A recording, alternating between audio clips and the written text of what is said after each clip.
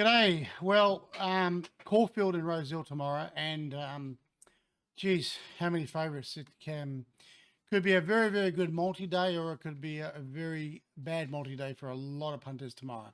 I'm going to very quickly go over all those main races, my thoughts very quickly. I'm going to start with the Golden Slipper in Sydney, the 2-year-olds. Look, I'm actually going with the Blue Diamond form as far as my first choice in the slipper. I think that I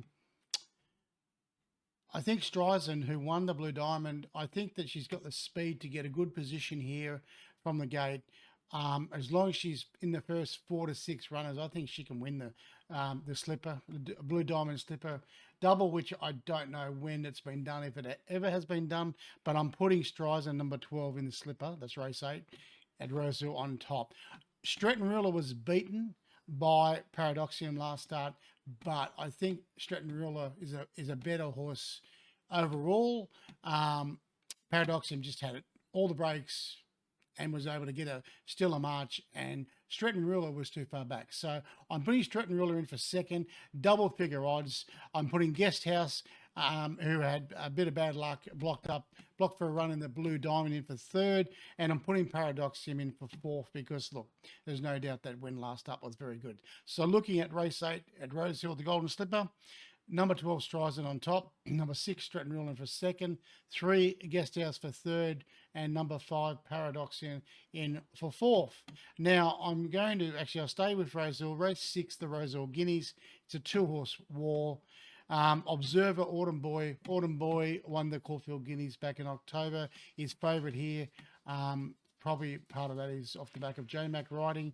I actually like Observer. The 2 runs this start have been brilliant. I think Observer should be favourite. Still getting about $2.50 fixed odds. Observer to beat Autumn Boy in the Rosehill Guineas, which is race number 6. Looking at the Rama Stakes, race 5, Aliana, absolutely airborne this prep. Gave Autumn Glow a race last start. The 2,000 metres step up will suit Sir Delius, especially if there's any rain. But on the previous run, Aliana is just airborne. Lindemann can improve. So the Rosehill Gardens, the Ranvit race 5, Aliana number 4 on top, obviously odds on. Sir Delius to improve and can win at 2,000 metres. I wouldn't talk out of not backing Sir Delius, but I think one of them win. Number 4, Aliana, number 1, Sir Delius. I think one of them will be winning. Now, moving to Caulfield, where we have a number of short-priced favourites also. Look, the big one, I guess. Race 7, the Sunline Stakes. Now, Treasure of the Moment, if she doesn't beat this field, then I don't know what to do with her, because she's the best horse in the race. The others here are honest, but they aren't Treasure of the Moment. They're not Group 1 performers. Damas Rose in for second, Too Darn Discreet, too far back last time, in for third. And Suntora, if there's an absolute upset in this race, Suntora is... up in grade, back in trip, but she could be the one. So race 7, the Sunline Stakes at Caulfield. 1, Treasure of the Moment. 2, Damas Rose. 4, Too Darn Discreet. Number 5, Suntora. Now, the William Reid, I do believe Jimmy Star's better at 1,400, but his record at Caulfield is unparalleled. He seems to have the measure of most of these horses, and I think there'll be speed on.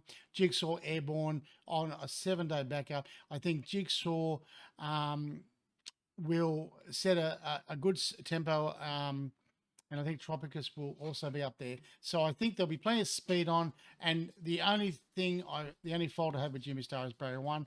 If he gets clear air, then he's the one to beat. I've actually put Charmstone in for second. Look, she's very good first up and likes Caulfield. For third, I've got Barrakill at the 1,200. And for fourth, I've got Ray McNario, who's got a great turn of foot and 1,200 suits. So race number 8, the William Reid.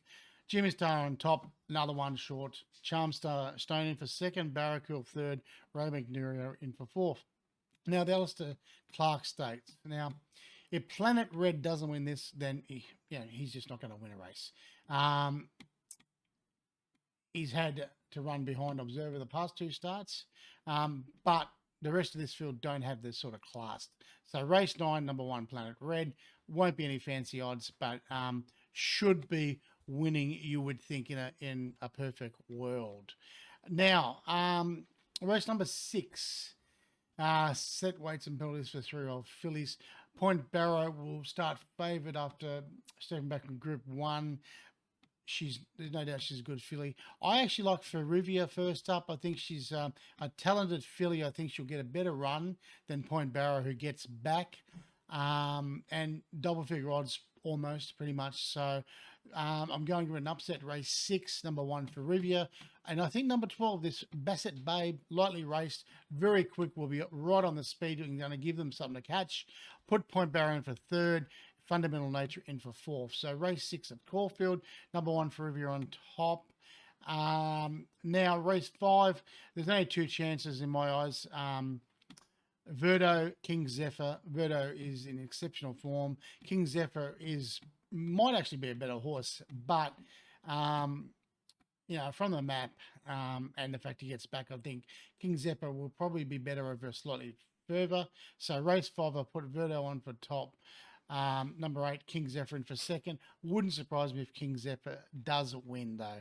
Now, another very short price one is race 4, 3-year-old fillies.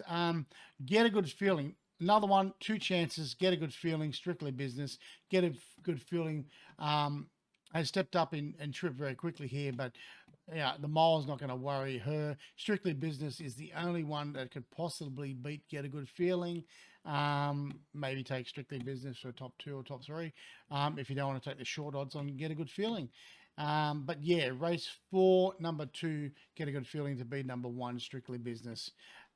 That's thing. Now going to race number 10 at Caulfield, I think Porter he's going to prove very hard to catch here in this grade. I think the way this race maps, I think he'll map to give him a very good run again. And I think race 10, number 5 Porter, about $6 or $7 can get the money. So my best bets, look, without doing the shorties, it's very difficult. I'm going to think about that. And my quaddy, I'll put at the end of the video. Once again, if you like my video, what I'm doing on YouTube, please subscribe, costs you nothing. Gamble responsibly and good punting, and thanks for watching.